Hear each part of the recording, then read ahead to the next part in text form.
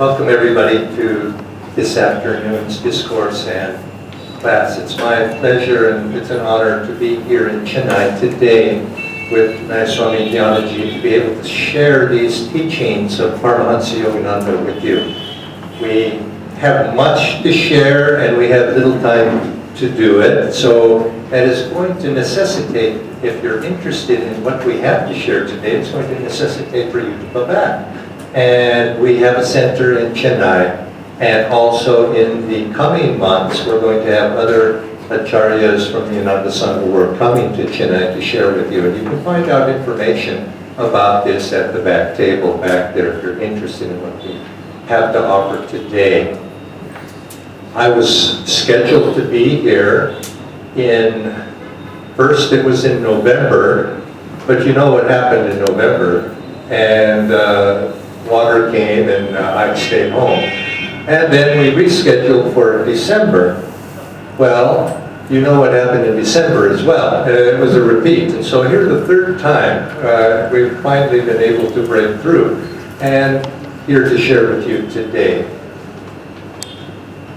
It was, perhaps, let's see now, I have to calculate. It was in 1968, it was almost 50 years ago, that my life took a very sudden and dramatic shift in a different direction. I was a newly minted graduate from the University of California in Berkeley. It's out close to the San Francisco area, California. I had graduated, and suddenly, within months of that graduation, my life took a different direction. I came across this book, An Autobiography of a Yogi. And if some of you had read it, I saw you raise your hands, but some of you perhaps have not read it. And whatever we say today, if it has any spark of inspiration, any spark of recognition perhaps that you may have interest in, it's because of this book. And this book changed my life, as it has changed the lives of many other people as well. Many famous personalities have been influenced by that book. Some of you even may have read recently how Steve Jobs, even in the world of business and industry and computers, have been influenced very significantly by that book. Well, so it was with me. Almost 50 years ago, I read that book, and all of a sudden my life switched, and within 3 weeks, my path crossed that of Swami Ananda, whose photo is there on the very end. Swamiji was a direct disciple. He passed on only 3 years ago. He was a direct disciple of Paramahansa Yogananda, and he had dedicated his life to sharing these teachings and these techniques that we're going to just be able to touch on very briefly today. But he spent his lifetime of over 65 years of his adult lifetime sharing these teachings around the world. And my path crossed his, and because of what and how I was touched by these teachings of Yogananda that I recognized that somehow deep in my soul in that book, I hitched my wagon, so to speak, to the star of Swami Kriyananda. I became his student and have been serving under his guidance ever since. Now that guidance brought me to India 10, 12 years ago, and so I've been here for a little while. And I'd like to share with you a little bit today about, a little bit on the philosophical side, you might say, and then Dhyaнаji is going to then take my place here and then share you briefly some of the techniques that may interest you, and I suggest that you consider them and perhaps you'd like to practice them in a more deep way. I mentioned that I read that book, and I look back on my life and I think, why was it? What was it that touched me on that? And because I had recently graduated from the university, a very good university, by the way, in America, I was steeped in the attitudes of a Western scientist, perhaps, let's say. Somebody who had that scientific materialistic outlook toward life. I had graduated, I was about to go forward with my job, career, finding what that would be. And there was a mindset in the back of my mind. I was convinced that what I was seeing before me was the reality. But yet, somehow, it was not satisfying to me, because I felt, is this it? Is this what life is? Is this what the world has had before me? And I had the longing in my soul that there must be something more. And by the time I read that book, when I read that book, I was so excited, because it showed within those few pages, few hundred pages, it showed me a vast potential that I had not known about, but yet somehow seemed very familiar to me, that there was much more, that this world itself was much more. And all of a sudden, I began to realize that, yes, I myself have a potential for something much more than what my normal course of action seemed to be directing me toward. And with that, a welling up of hope in the ability to fulfill that potential came within me. And I share that with you today because we too sometimes become hypnotized with this thought that what we see around us is the sum all and be all. But I think anybody with a little bit of discernment knows that there's much, much more. There's a greater potential in each one of us There's a story that you perhaps have heard about the lion cub that lost its parents and was raised by sheep. The mother sheep took the little lion cub in and raised it. And the lion grew up on the savannah, in the pastures there, thinking it was a sheep.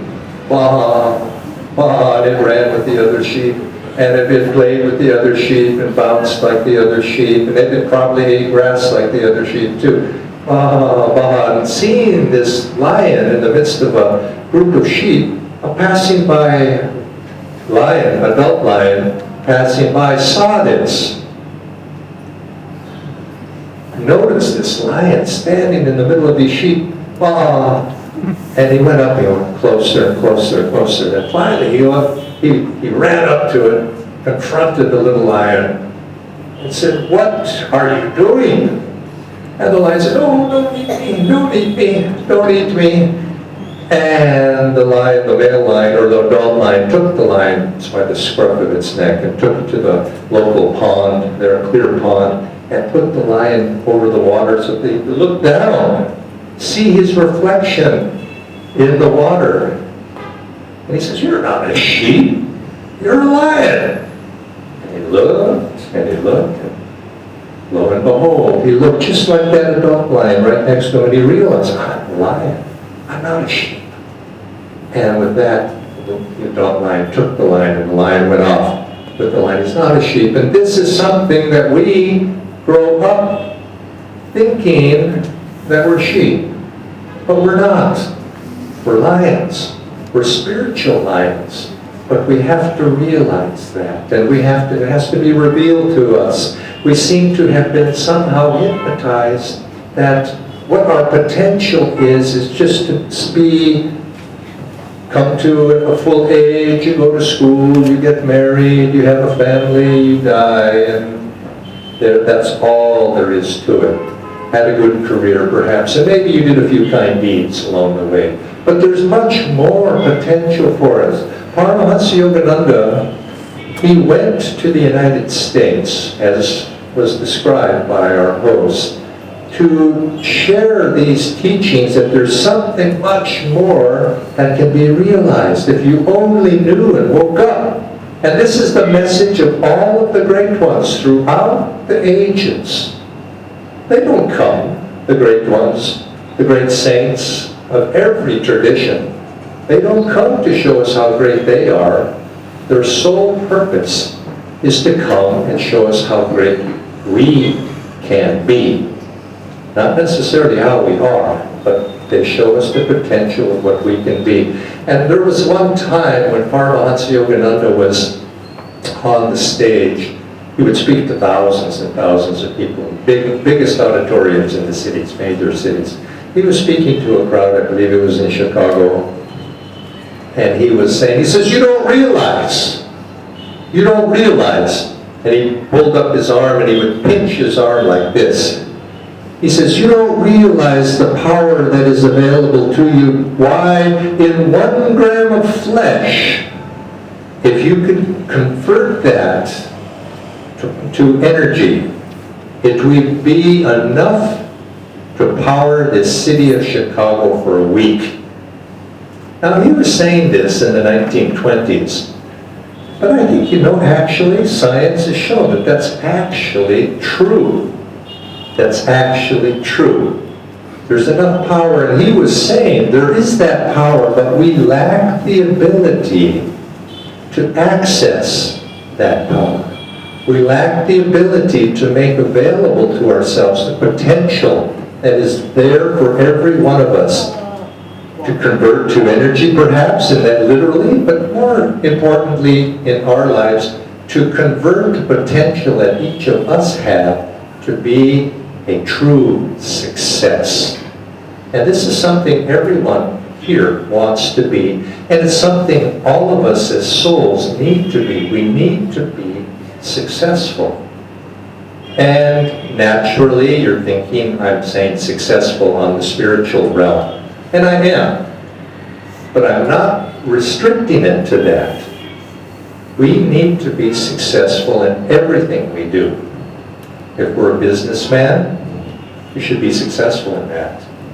If you're a musician, you should be the best musician you possibly can be. Artist, same thing. If you're an athlete, sportsman, you should be the very best sportsman you can be. Success is not limited strictly to the spiritual realm. Success should be accomplished in everything. And this was Yogananda's message as well. He went to America and he said, well, you understand that the Westerners, the Americans, are practical people, so you have to approach them in a practical way.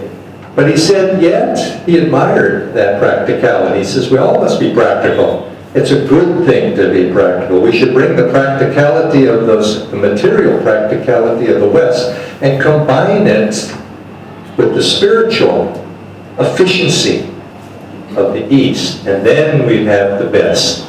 And that's what, and you can see in society right now, that is actually what's happening. The world is no longer East and West. It's all one world. It's a one world coming together now. We don't think in those dichotomies so much anymore. But Yogananda brought that. And he said we need to be successful, because if you're not able to meet the needs of your daily needs of yourself and your family, you're not going to be spiritually successful. For our true mission in life, which is to know God, is to know our true higher self, if we don't want to use that word.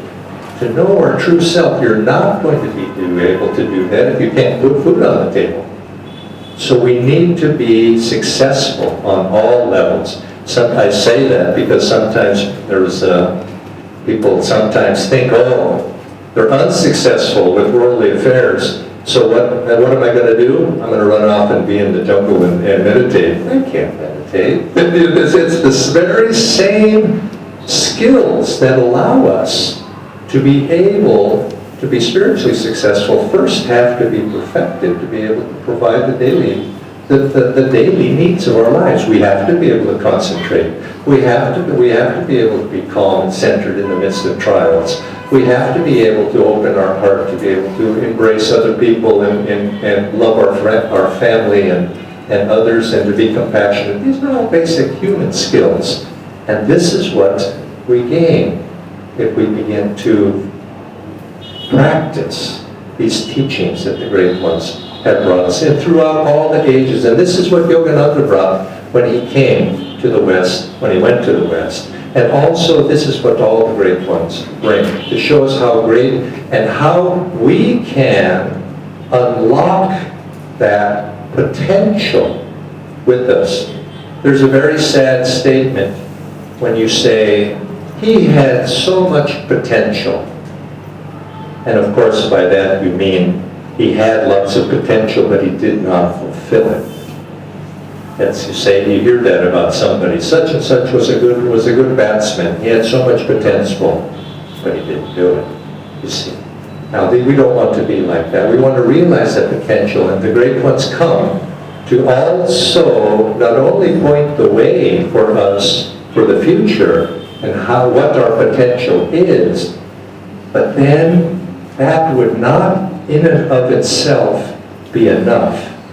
If also we agreed to that, and they did not also bring us the practical techniques and the practical tools for us to be able to realize that potential within ourselves. And that's what yoga is about. That's what really all spiritual traditions and religions, they not only give you a vision, but to be truly effective, it must be able to be put to practice in our daily lives. And this is what the great ones bring. This, of course, is what the gurus of this line brought. They brought practical techniques. And as many of you know, if you know something of these techniques, of these masters, they brought these techniques, which are known as Kriya Yoga, into the common knowledge. An ancient technique that had been somewhat discarded or overlooked is maybe the better word, overlooked. But they brought them back through these great masters and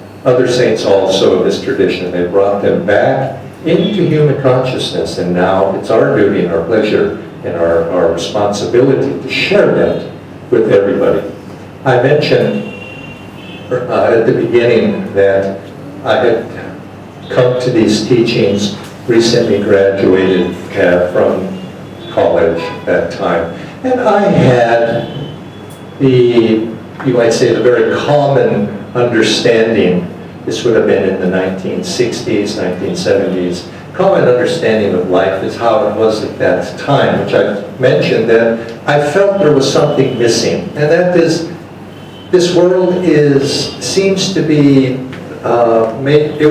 the presentation that the scientists give us is that there's nothing more. This matter is the ultimate reality behind what we see here, that's what this world is really made of.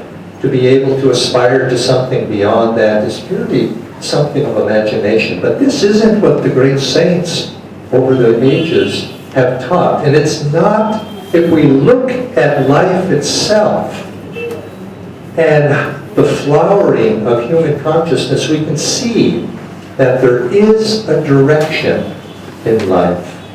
There is when we say the word potential, it means that there's something available for us if we can only realize it. But yet, when I came out of school, that was seeming to be presented as a fallacy. That's just a religious fallacy. But let's look at life, and let's see if that's really so.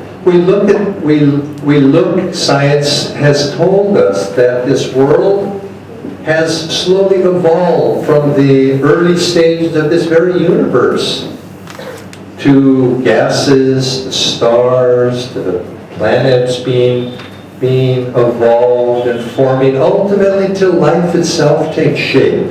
And if we look at the evolution of life, we see that it culminates in the development of this human body that we've been given. This is said to be a and the highest, greatest gifts that we could have as souls, is to be given this body, this soul, to be able to work out our karma in this very body. And it's not something that comes easy, and that if we have been given this gift, it's something that we should cherish. And as part of cherishing that, we should try to realize that potential that is within us. If we look, what is it when we see mankind? We see that the human vehicle is unique in its ability to express consciousness. We're conscious. We're aware of ourselves. We have been given this gift of consciousness, as opposed to the animals, which really don't have an ability to make decisions and make choices. Yes, some a little bit they do, but we uniquely have been given this. And the great ones, the masters, have said, this is by no accident. You can see there's been a directional development in evolution toward higher and higher forms. Mankind uniquely has a nervous system. The nervous system of the nerves and the spine, and also the brain, which is part of that nervous system. We uniquely have a nervous system which allows us to experience higher states of consciousness, which is not available to the other animals. And this unique gift is our tool by which we can use to overcome all of the obstacles, that which prevents us from experiencing our divine freedom. Paramahansa Yogananda made a very interesting statement. He said, all of us are on the path, the spiritual path to divine enlightenment. And of course, all outward religion, that's the purpose of religion, that's the purpose of a spiritual path, is to be able to give us the tools to that. And so we worship outwardly, and we do many things outwardly to be able to put ourselves in attunement with the divine. He said, but the path to our freedom is in our very own nervous systems. To be able to awaken and develop that nervous system, the brain, to be able to express higher divine consciousness in this very body. And this is why we have been given. The great ones, Lahiri Mahashaya, who's here on the far right, said this is the only single purpose for this material physical body, is to be able to give the soul a vehicle to understand and realize its oneness and its unity with the divine. And because it's such a great gift, we have a responsibility to use that gift wisely. You can see in the, even in the physical brain itself, there is an evolutionary direction to the development of the brain. I have a very good doctor friend back in the United States, and he termed it this way. He said, this very body is engineered for divinity. It's made in such a way, as opposed to any other life form, it's made to allow us to experience these higher states of consciousness. And you might think of the image that when I was speaking with somebody about this recently, there is in the scientific world, there's this debate. Does this physical world, does this create consciousness? What is consciousness? Is it just a function of the brain? Or is it something else? Is it independent of the brain? And this image came to mind of a television. If you were to go back 150 years, and if you were in the, let's say in the 1850s, if you were to show somebody a television at that time, a scientist, he'd be very curious. He'd look at that television and he would turn on the television and perhaps a program would come on. And he would then want to dissect the television and take it apart to find where the program was inside the television set. And he would take it apart and take it apart, and no matter how much he would investigate, he would not be able to find the program in the television set. And why was that? Because it doesn't exist in the physical television itself.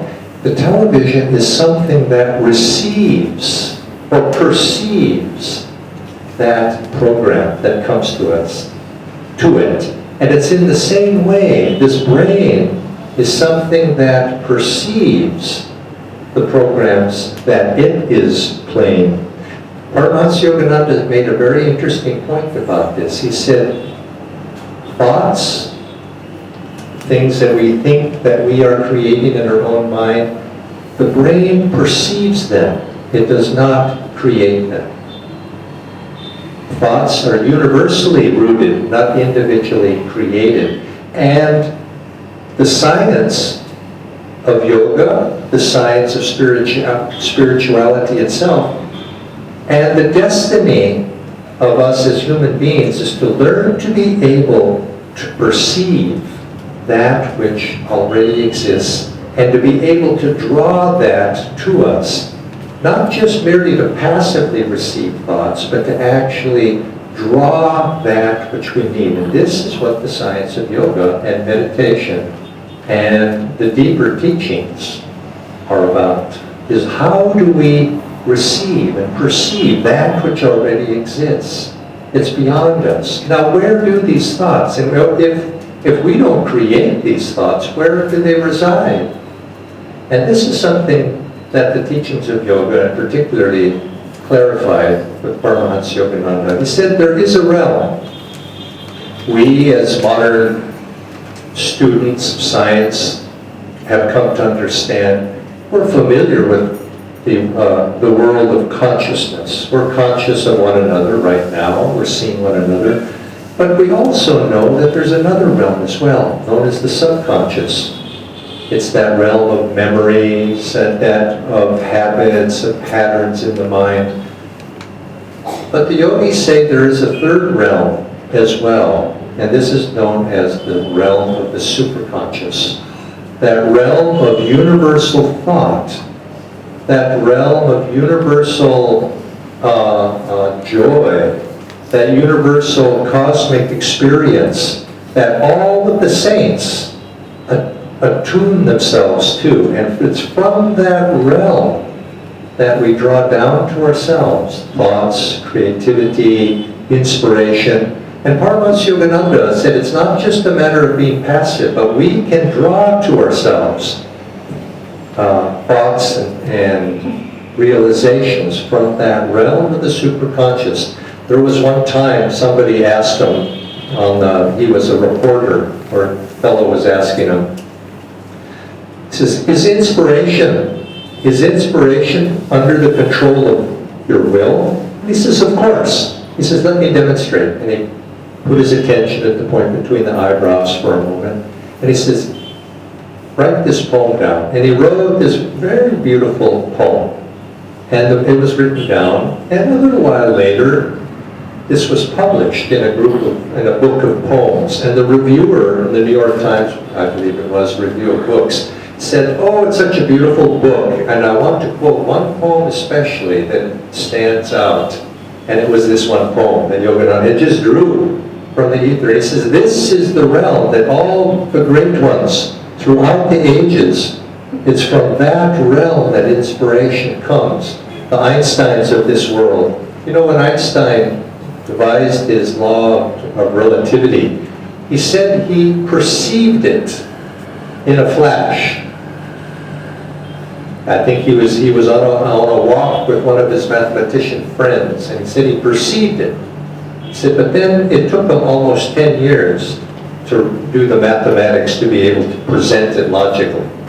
But it first came in a divine perception. If you look, there's wonderful a book called about great composers, and some of the great composers in the West from the 19th century, they said yes, they heard the music in their minds, in their inspiration, but then the work was writing them down. Swami Kriyananda would say this, if you want to be successful in life, we must train ourselves to access that realm of the superconsciousness, and then we begin to draw that down into our lives, and it's from that realm that solutions to every problem will come.